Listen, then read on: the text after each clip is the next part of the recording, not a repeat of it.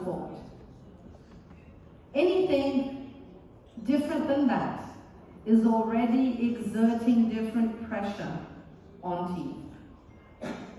And you will have different open bite morphologies according to the tongue position.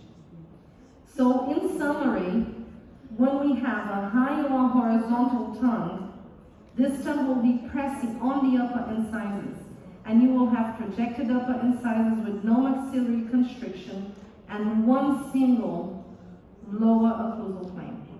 When this tongue is low or very low, it will be pressing on the lower incisors, and you will have either retroclined or proclined lower incisors, which will not be able to extrude because the tongue is holding them down. So you will have two occlusal planes in the lower arch, one in the posterior region and one in the anterior region, which is lower than the posterior occlusal plane. And you will have maxillary constriction because the tongue is low and it's not allowing for the adequate transverse dimension of the palate. So what we want to do is to correct the tongue instead of the teeth. And when we have a high or horizontal tongue, all you have to do is to push it back. But when you have a low or very low tongue, you have to push it back, but you also have to push it up. And that's the hard thing. So what do we do? Horizontal or high tongues, just a crib will do. Like this point. Protrusive incisors, one single occlusal plane. Palatal crib. I usually use a fixed crib, okay? I don't like removables in my practice. Now he's ready for second phase of treatment. Here he is, 4 years post-treatment, absolutely stable. Let's see. Initial after cribs, 4 years post-treatment. What do we know about cribs? They allow us to extrude those incisors, and the fixed cribs are better than the removable cribs for obvious reasons, since we're trying to remove a habit.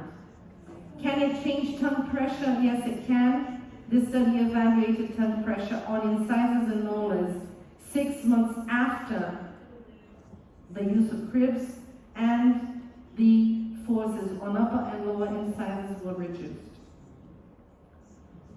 Rapid palatal expansion and spurs are the combination for the low tongues.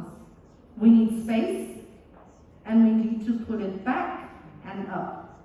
So how do I do this? Retrocline lower incisors, two occlusal planes. This is when the tongue is low, right? Saw the difference from the previous case? Now we are going to open the arch, and we're going to move this tongue up with palatal expansion and cribs. This is what she used, palatal expansion, cribs, and fixed appliances. Here she is 2 years post-treatment, stable, even improved the posterior occlusion. So I want to change the tongue posture from low to high and retract this tongue posture. What do I know about spurs? I know that it has an effect on the dental alveolar anterior area. The heights of these alveolar bones increase due to spontaneous incisor extrusion when the tongue is retracted. You can use bonded, or you can use conventional spurs, which are those welded to the lingual arches. They are both effective in correcting open bite. Discomfort with spurs lasts approximately 10 days and is dependent on the amount of education or information you give to these patients. So the more you explain about where they have to place their tongue, the easier they will adapt to the use of spurs. So when I receive anterior open bites, growing patients, this is my circle of reasoning. First of all, no oral habits? No. Speech and swallowing is not a problem. It's a consequence of anterior open bite. It doesn't have enough duration to cause anterior open bites. Otherwise, everyone in Spain would have an open bite because they speak with their tongue. Ni Corazon, you live in Barcelona, you saw Romero today, this morning, everything is halfway through the mouth. Mouth breathing is evaluated by who? Ear, nose, and throat doctor. If there's no mouth breathing, all I have left is tongue posture at rest. And this will be addressed as I told you. So, rapid palatal expansion, cribs and spurs can alter tongue posture at rest. Smile aesthetics is my fourth game changer. And how does that influence anterior open bite correction? Most of our patients that have anterior open bite have an inverted smile line. And this will influence how we're going to treat these patients. We have talked about this already, and we have most importantly talked about this as well. So every vertical malocclusion will affect the anterior region, and upper incisor display at rest will be my important factor in deciding what to do. So when we look at a patient like this young gentleman that presented something called a bimaxillary constriction, you can notice he's a class 1 occlusion with very inclined palatally teeth. Remember yesterday I talked about buccolingual inclination and buccal corridors, and he had 1 millimeter of upper incisor display at rest. What did I have to do for him? I had to expand the posterior segment by uprighting posterior teeth, and I had to extrude anterior teeth, and I did that with vertical elastics. But I guaranteed stability. How do I guarantee stability? A myofunctional approach with spurs. Here he is at the middle of his treatment. Has he improved? Yes. I still want further exposure of those incisors here. Here he is at the end of his treatment. Is it stable? What did I do? I allowed for extrusion of upper and lower incisors. Did I gain stability? There it is. Where did I gain stability? Where did I gain stability? Spurs. The spurs.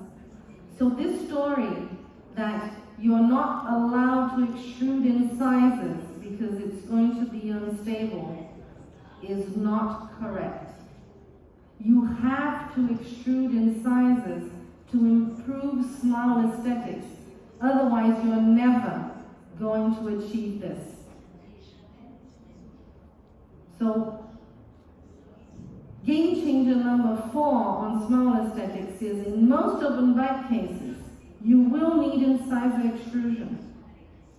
And you are going to guarantee stability if you control function. If you don't control function, it's not going to be stable. It's nothing to do with the movement. It's to do with what causes the lack of contact of these incisors. Now let's have a look at this girl. She also has an inverted smile line. Look at her occlusion. Probably your intention would be, oh, I'm going to intrude molars. Yes, I am. But is that enough? No, it's not. She only has 1 millimeter of upper incisor display. She has a much more open bite than the previous patient. So I'm going to divide my open bite correction by intrusion of the posterior teeth and extrusion of the anterior teeth so that I can guarantee a good smile line, and she doesn't need surgery because she had very good facial proportions. So I began with a rapid palatal expansion. I intruded posterior molars with mini implants, mini vis, on a continuous arch wire.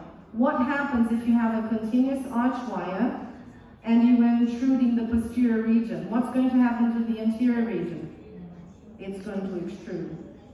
And if still needed, I will use So when professionals that use mini implants a lot come up to you and say, I corrected this open bite intruding molars on a continuous arch wire. They did intrude molars, but they also extruded incisors. It's impossible with a continuous arch wire, stiff arch wire, to intrude without having extrusion in the anterior region. Do you understand this? Yes. Is it clear? Yeah. Here she is. We started with rapid palatal expansion and intrusion. And how am I guaranteeing stability in this young girl? Spurs. And this is where she is now. I'm finishing in treatment still. She's one of the university patients, but you can see that I did exactly what I was proposing. I intruded molars. You can see the difference of the roots to the palatal, to the sinus, and to the palatal bone. You can see the amount of extrusion that we did with her incisors.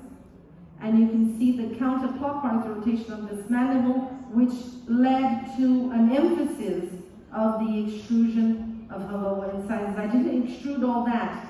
That was also mandibular movement. Do you understand? So the incisor extrusion, lower incisor extrusion is a combination of rotation of the mandible and extrusion itself. To this temporary result, I'll promise I'll bring her the next time finished. But what I did really was I rotated her occlusal plane with mini implants and extrusion. As my friend here from Casablanca told me, it's like a surgical effect. Yes, it is. But with minor changes on her facial characteristics. So I did maintain a good smile line. So it is always rubbish when people tell you never do something, right? There's not always a never. Always a never, they don't happen. I always use this bracket. I never use this technique. We use everything. We are free people. We have to think with our brains and use whatever is good for us and best for our patient. And extruding incisors is absolutely necessary in anterior open bites. When is it unstable? When we do not have functional control. So game changer number 4, upper incisor extrusion is needed in most anterior open bite cases to improve small aesthetics and improve upper incisor display at rest.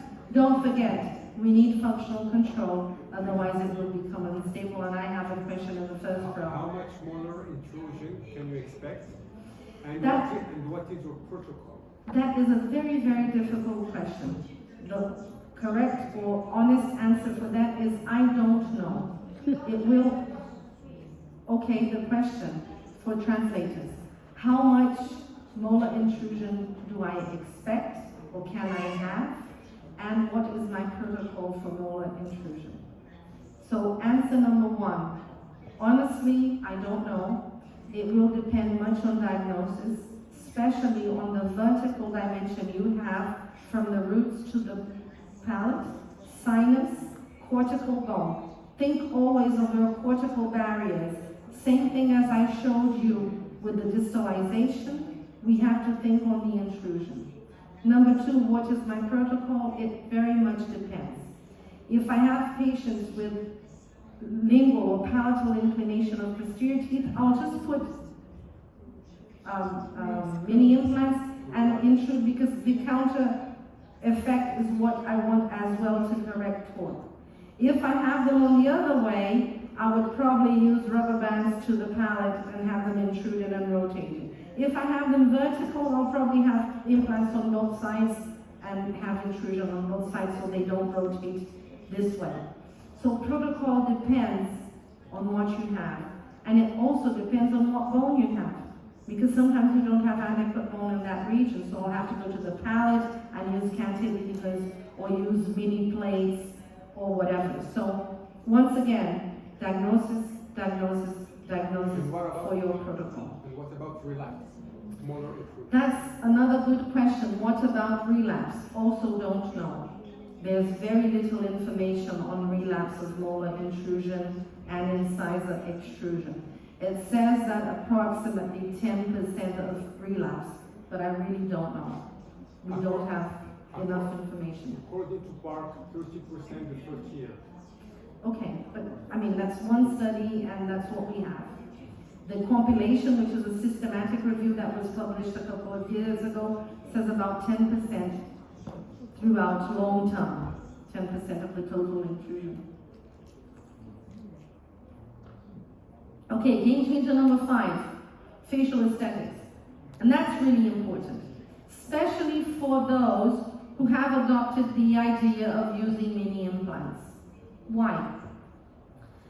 Because our girl, many of you would have thought of submitting this patient through surgery because of the dimension of this anterior open bite, the severity of this anterior open bite. But when we look at her, does she have a surgical face? No. When is surgery demanded? Either when you need improvement of facial aesthetics, or you're going to guarantee a more stable result. What do we know about surgery and stability for anterior open bite? Surgery does not increase stability. It has the same amount of relapse as regular orthodontic treatment, either with implants or without implants, with elastics, with whatever.